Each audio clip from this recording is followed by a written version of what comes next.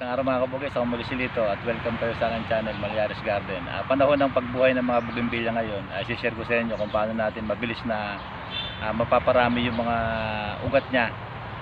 Pagkagaling sa ICU, mapaparami natin agad yung ugat niya. Pagkaraan, mapapatibay na natin yung mga dahon niya para mabilis natin na mairipat. Kagaya dito. Ito galing na ICU ito. Kita nyo, ito ganito pa lang yung mga dahon niya. Medyo sinasanay ko na sa init, nandito pa lang siya sa baba at pagka naka-recover siya ng husto, iriripat ko, ilalagay ko na doon sa steel na lagayan ko doon na yung parang ano, may patungan. Ito pinatong ko muna siya sa ipa para di siya nakapatong kasi ipa yung pinagpapatungan niya.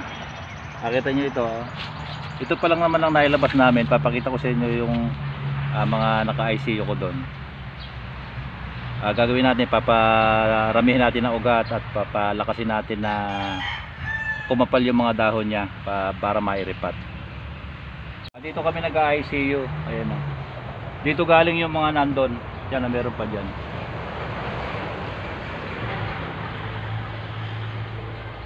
Yung naman pag-ICU, paglalagay dito, nandun sa mga ibang video ko, matututunan nyo. Pagka galing dito, bubutasin namin dito, ilalagay namin, lililim muna namin dito siya. Pagkara ng ilang araw, ilalagay ko na doon sa pinakita ko sa inyo kanina. Paparamihin na natin yung ugat niya. Pagkaraan, sasanayin na natin siya sa init para pagka nasanay siya, saka natin iriripat. Pakita ko sa inyo, lalagyan natin siya ng abono. Yung mga galing doon, nakita nyo maninipis pa.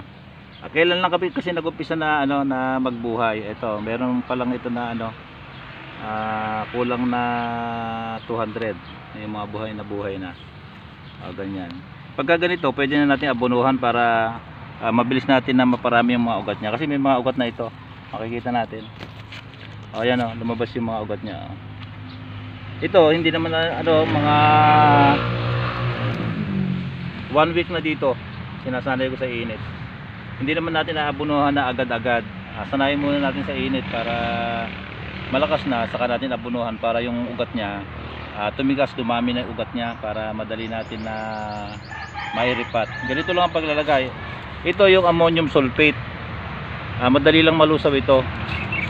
Ito ang pwede talaga sa mga ganito pa lang na galing sa ICU na mga bougainvillea. Kailangan niya ito para makarecover agad, dumami yung ugat niya. Pagkaraan ng mga 20 days o 15 to 20 days, pwede na natin iripat sa mas malaki na pot. Ganito lang ang paglalagay, konti-konti lang. Pwede natin dalawang side, ganyan konti-konti lang. Kakabayin lang natin. Ganyan.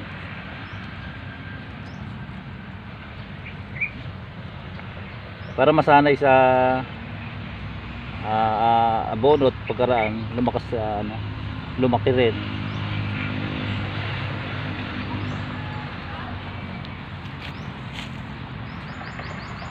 Konti-konti lang.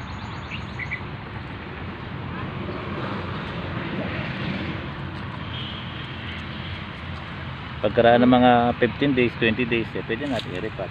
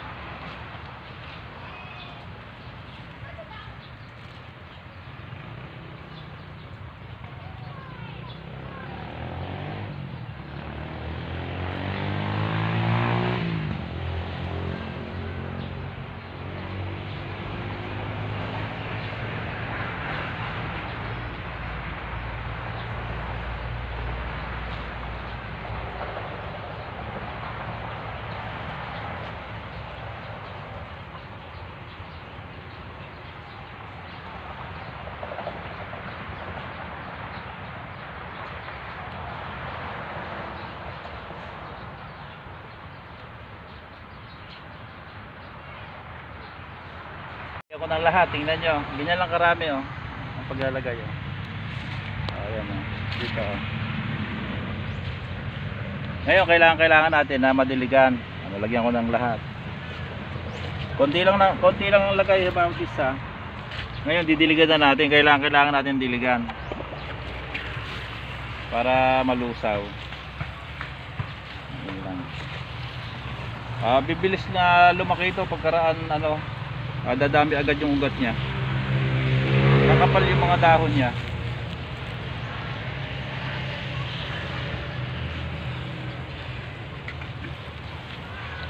Ito pa lang yung nailabas namin sa ICU. Kailan pa lang kami nag-umpisa. Hindi naman sabay-sabay namin na tinatanim. Ito sinasanay-sanay ko na sa init.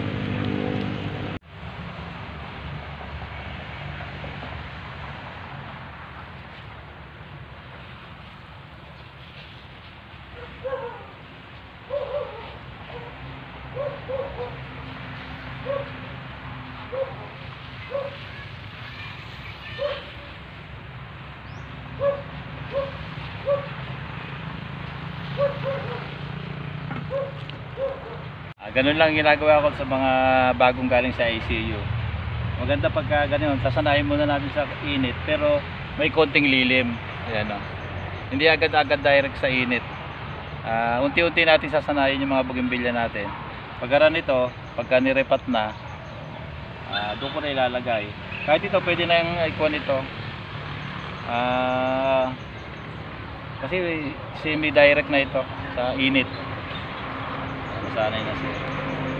Malakas na lalago pagka naabunuhan natin ng sulfate kasi hindi naman po pwede na yung ibang abono dito maaari na mamatay siya pag nasobrahan. Dito sulfate hindi sa sosobra. Ayan, nalagyan natin lahat yan.